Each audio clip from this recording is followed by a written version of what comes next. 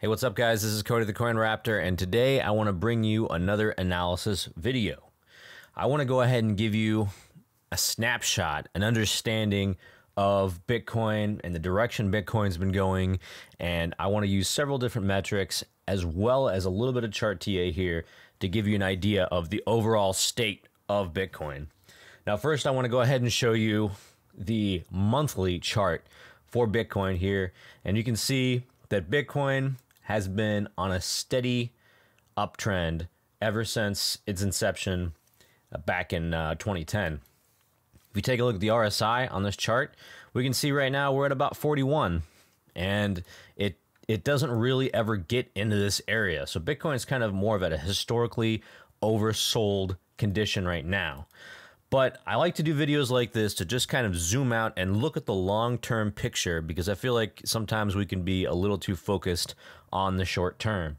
And the long-term history of Bitcoin is that of an extended uptrend going out to over a decade at this point.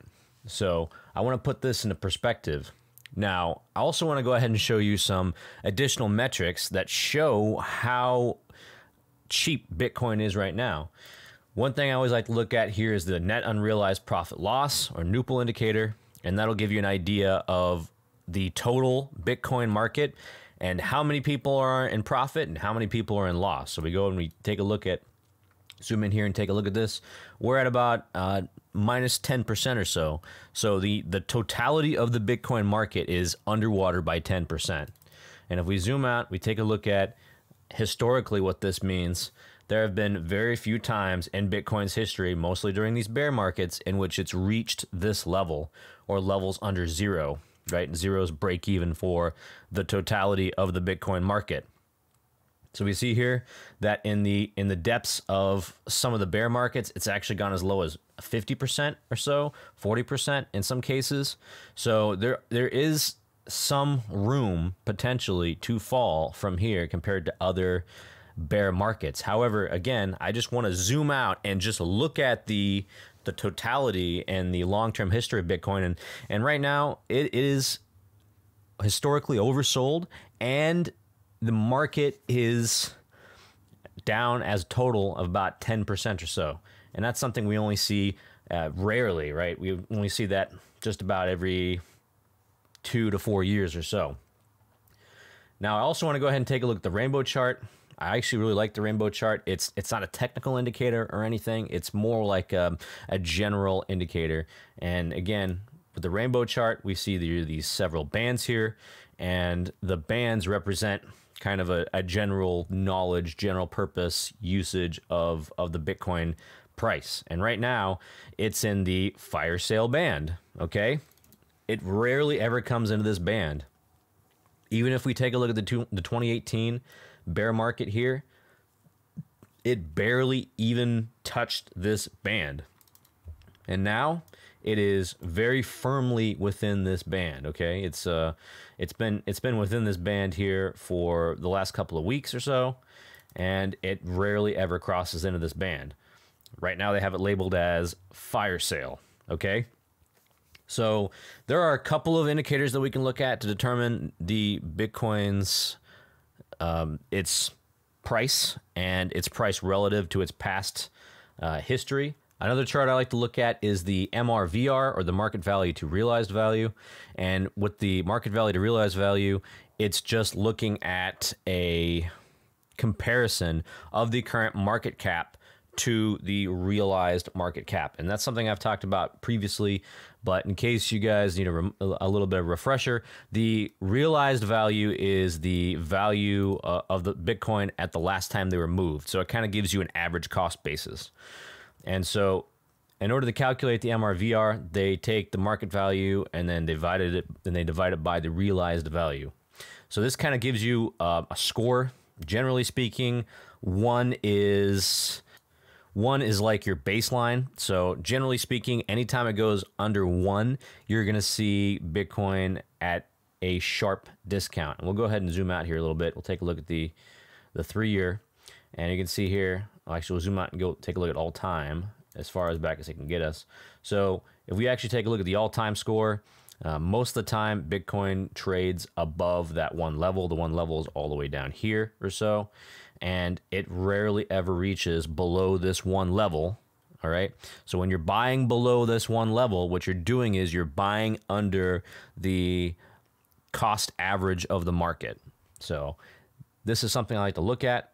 This is actually, I think we'll go ahead and take a look at today. It's actually about, it was 0.89. I think it's back to 0.89. This doesn't update as quickly as I would like, but this one on blockchain.com is the best one I like to look at because it is the most up to date. But right now, we're definitely under that 0.9 level. And that just shows us how undervalued that Bitcoin has gotten over the last couple of months. Okay. Now, when it comes to Bitcoin, we always talk about supply and demand because, like with anything in economics, supply and demand is critical. Bitcoin has a fixed supply of 21 million. So what's important in this case is demand. What is the demand like? And in order to check demand, I like to come over and take a look at the transaction fees.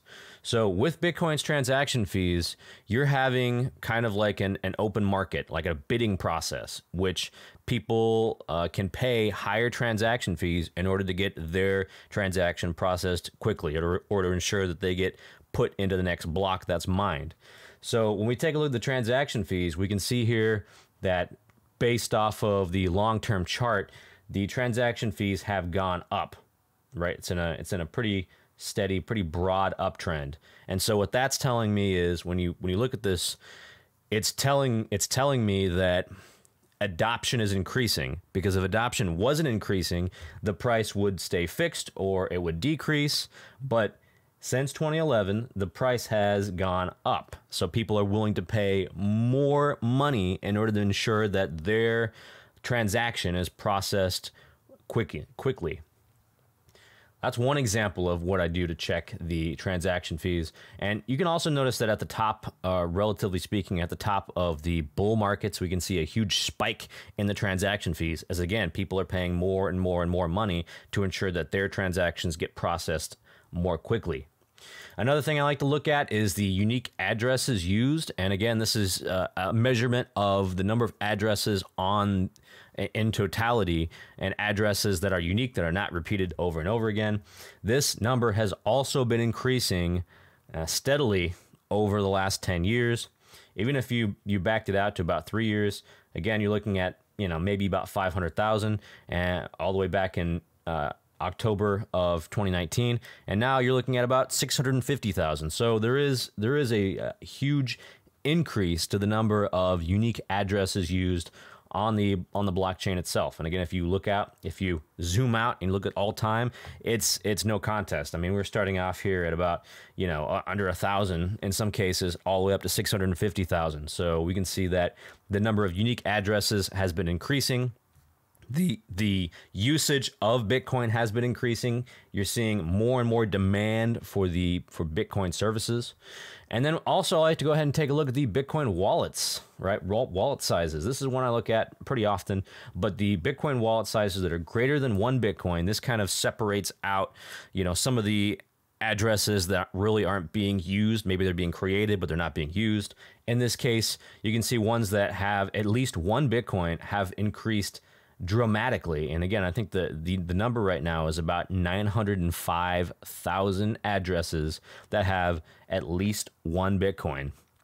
And again, what this is telling me here is it's almost like it's almost like a complete uptrend, like a slope, and users are buying Bitcoin, and they have continued to buy Bitcoin even though the price has gone up. From here, we can actually go ahead and put the price in here, and we can see that even though the price has gone up and the price has increased, the number of addresses with at least 1 Bitcoin has steadily risen throughout the years. That right there, this is a very solid indicator of demand, and I don't expect demand to decrease anytime soon. I expect demand to accelerate, especially after we get out of the bear market. And as demand accelerates, the price will also follow, because supply is fixed at 21 million Bitcoin. So that's my kind of snapshot of the market, and just taking a look at the long-term history of Bitcoin and some of the some of the metrics that I use to measure it. And I think that over the next couple of years, I've done videos on when I expect the next bull market to be. Definitely recommend to check that out. But over the next coming years, we're going to see another rapid expansion in the number of people, the number of users that are using Bitcoin. And we're also going to see a corresponding increase in the price as well. Now, I firmly believe this, and I'm positioning myself in order to take best advantage of this, and I'm still actively pursuing my dollar cost average strategy.